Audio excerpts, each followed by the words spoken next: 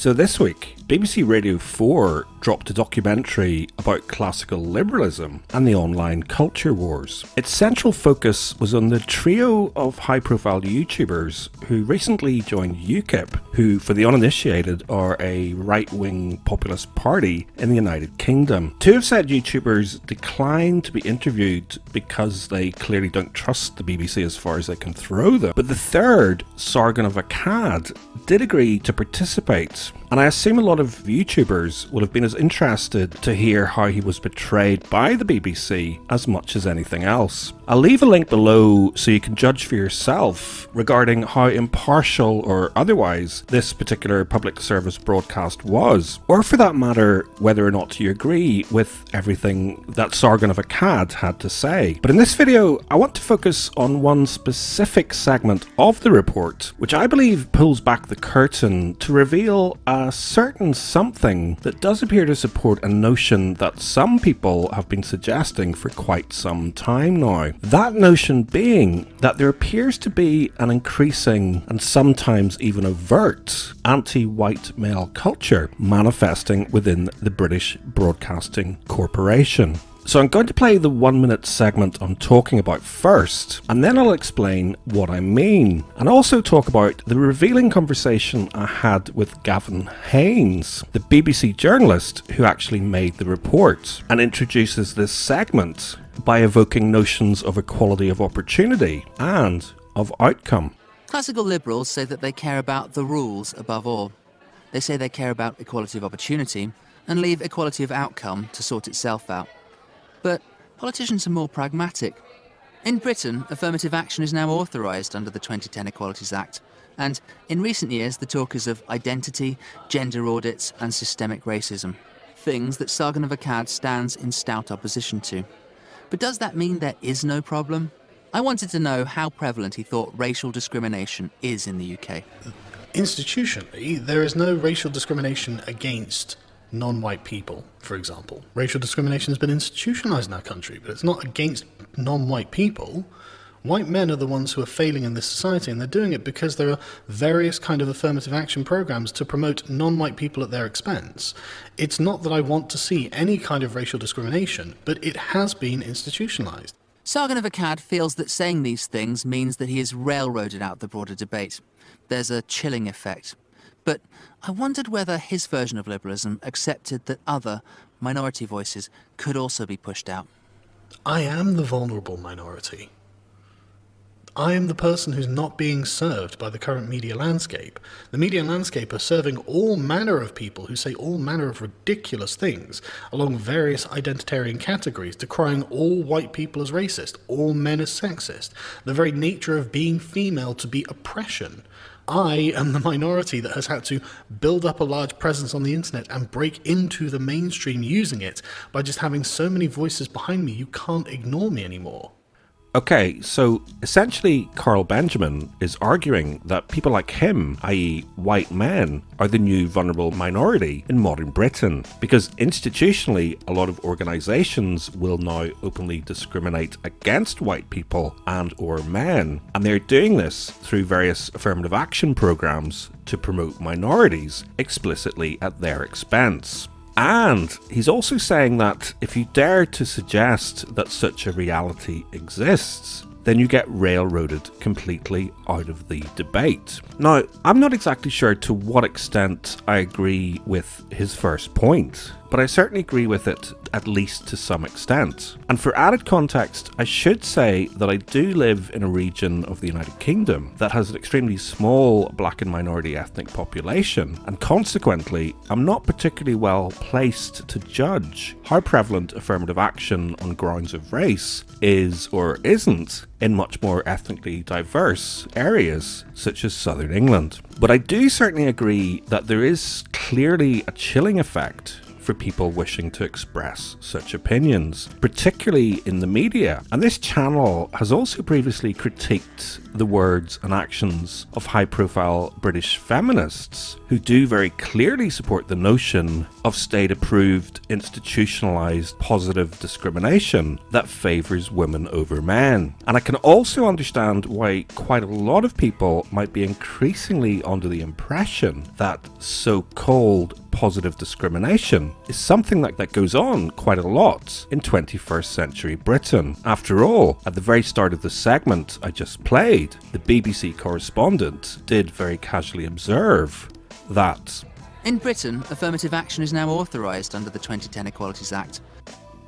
The thing is, though, he's completely wrong. So probably the best way to explain this is to go through the conversation I had with said correspondent after I listened to his report. But just before I do that, let me just establish a couple of definitions to inform the discussion, because there is an element of nuance or legalese when people start talking about things like discrimination and affirmative action.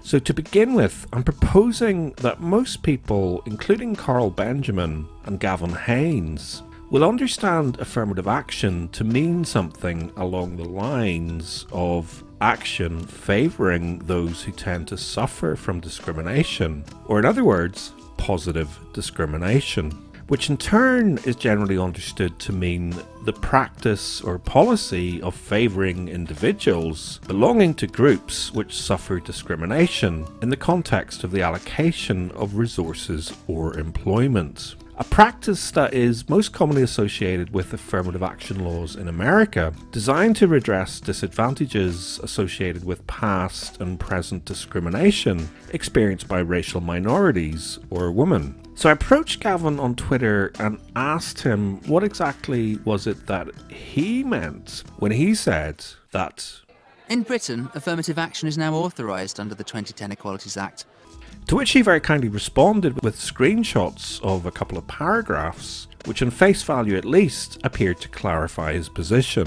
One confirmed that the Equality Act 2010 allows positive action to support people with a protected characteristic, such as age or disability, as long as that action is proportionate. And the second, which sets out the circumstances where an employer might especially want to think about taking such proportionate action, which is essentially if you establish that you have a significantly lower proportion of a certain type of people within your business compared to the proportion of those sort of people living in your local area. But what Gavin's answer didn't establish is exactly what sort of affirmative action is now authorised under the 2010 Equalities Act.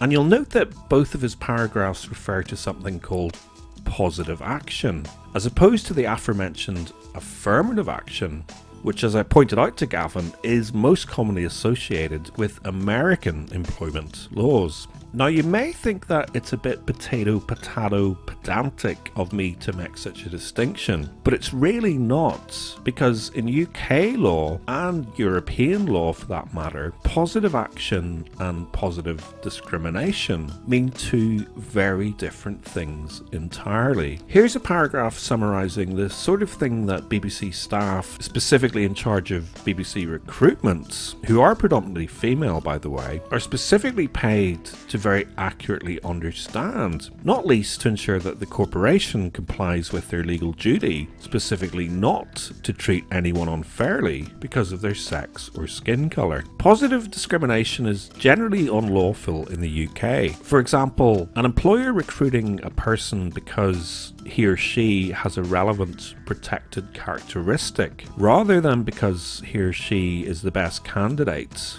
would be committing discrimination under the Equality Act 2010. It is also unlawful to set quotas to recruit or promote a specific number or proportion of people with a particular protected characteristic. Positive discrimination should be distinguished from positive action, which is lawful if it's taken to enable or encourage people who share a protected characteristic to overcome a disadvantage connected to the characteristic. So for example, someone with a physical disability, meet the needs of people who share a protected characteristic where those needs are different to those of people who do not have the characteristic. So for example, a Sikh who for religious reasons wants to wear a turban in the workplace. Or enable or encourage people who share a protected characteristic to participate in an activity in which their participation is disproportionately low. So we're going to consider a specific example of that last point in a moment. But what this essentially means is that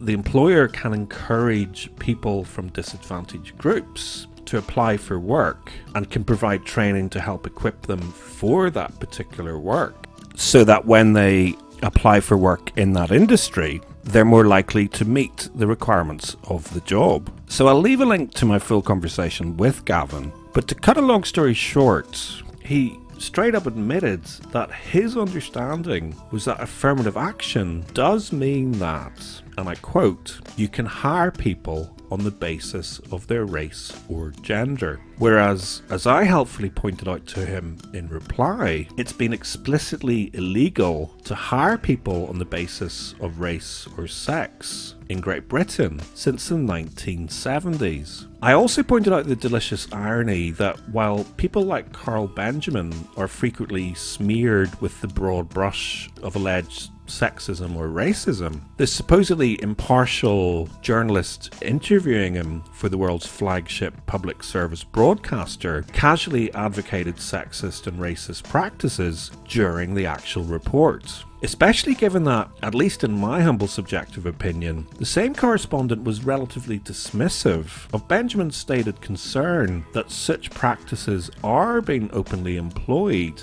to the extent that they are being structurally institutionalized to the detriment of people like him. Now, in fairness to Carl Benjamin, it's no wonder that he and numerous other people are under the impression that so-called positive discrimination is going on all the time, when broadcasters like the BBC are casually implying that it is, and that it's entirely legal. And indeed, I should also emphasize that just because it is in actual fact entirely illegal, I'm obviously not suggesting that it doesn't happen. And in fairness to Gavin, he did offer some additional evidence to suggest that it does, which I'll discuss in a moment. But again, to be clear, it has been explicitly illegal to hire people solely on the basis of race or sex in Great Britain since the 1970s. So it does strike me as significant that not only would a BBC Radio 4 production indicate that such practices have been authorised by recent changes to British equality law, but that they would actually present this apparent fact